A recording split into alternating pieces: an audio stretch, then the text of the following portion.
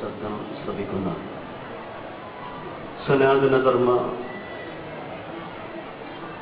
വിശ്വാസികളായ എല്ലാ സഹോദരങ്ങൾക്കും ഈ പവിത്രമായ സംഗമത്തിലേക്ക് ഹാർദവമായ സ്വാഗതം. ബിസ്മില്ലാഹി ഖൈറുൽ അസ്മാ, ബിസ്മില്ലാഹി ബിയദിഹി ശിഫാ, ബിസ്മില്ലാഹി റബ്ബിൽ അർദി വറബ്ബിസ് സമാ, ബിസ്മില്ലാഹി അല്ലദീ ലാ യദുറു മഅ ഇസ്മിഹി ശൈഉൻ ഫിൽ അർദി വലാ ഫിസ് സമാ, ബിസ്മില്ലാഹിർ റഹ്മാനിർ റഹീം. യാ അയ്യുഹൻ നാസ് ഇന്നാ ഖലഖനാകും മിൻ ദക്കരിൻ വഉൻസാ വജഅൽനാകും ശുഉബൻ വഖബാഇല ലിതആറഫൂ ഇന്ന അക്രമകും ഇൻദല്ലാഹി അത്ഖാകും. സദഖല്ലാഹുൽ അലിയ്യുൽ അസീം. സ്വസ്തി സ്വസ്തി പ്രജാപ്യേണ പരിപാലയന്ത ന്യായേണ മാർഗേണ മഹിം മഹീശ ഗോബ്രാഹ്മണേഭ്യഃ ശുഭമസ്തു നിത്യം ലോകാ സമസ്താ സുഖിനോ ഭവന്തു. ഏറ്റവും ആദരണീയനായ യജ്ഞാചാര്യൻ ശ്രീ പള്ളിക്കൽ സുനീർ തിരുവടികളെ, ഏറ്റവും ബഹുമാനം നിറഞ്ഞ ഫാദർ നൈനാൻ അവറുകളെ, ബഹുമാന സ്നേഹം നിറഞ്ഞ ഓച്ചിറ പരബ്രഹ്മ സന്നിധാന കമ്മിറ്റി ഭാരവാഹികളെ,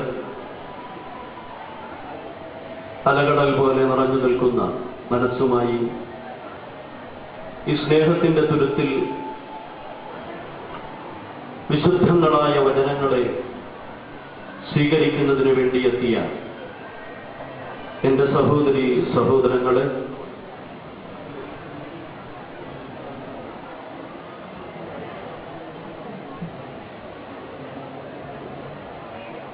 ഏറ്റവും പ്രിയമുള്ള എൻ്റെ നാട്ടുകാരെ, സുഹൃത്തുക്കളെ, ചരിത്രത്തിന്റെ താളുകളിൽ മറക്കാനാകാത്ത വിസ്മയത്തിന്റെ ദിനരാത്രങ്ങൾ സമ്മാനിച്ച് ഓച്ചിറ പരബ്രഹ്മം ശാന്തമായി, സ്വസ്ഥമായി, സ്വച്ഛമായി ഇവിടെ നിലകൊള്ളുകയും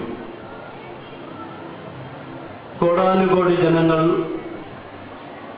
വിശ്വാസാധിഷ്ഠിതമായി കടന്നുവരികയും ദർശനം നേടിപ്പോവുകയും ചെയ്യുന്ന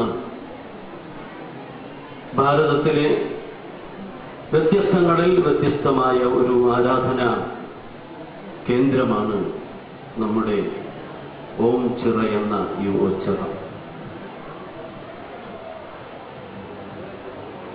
പരബ്രഹ്മത്തിന്റെയും ബ്രഹ്മത്തിന്റെയും അർത്ഥമറിയാൻ ആധുനിക മനുഷ്യ സമൂഹം നെട്ടോട്ടമാടിക്കൊണ്ടിരിക്കുമ്പോൾ അള്ളാഹുവിനെയും യഹോവയെയും അന്വേഷിച്ച് ലോകത്തിലെ വിശ്വാസി സമൂഹം തീർത്ഥയാത്രകൾ നടത്തിക്കൊണ്ടിരിക്കുമ്പോൾ അവനവനിൽ കുടികൊള്ളുന്ന ജീവന്റെ ജീവനായ പരമമാകുന്ന സത്തയെ തിരിച്ചറിയാനുള്ള വ്യഗ്രത, അതാണ് മനുഷ്യൻ നേടിയെടുക്കേണ്ടത് എന്ന് ആമുഖമായി ഞാൻ ഓർമ്മപ്പെടുത്തുകയാണ്.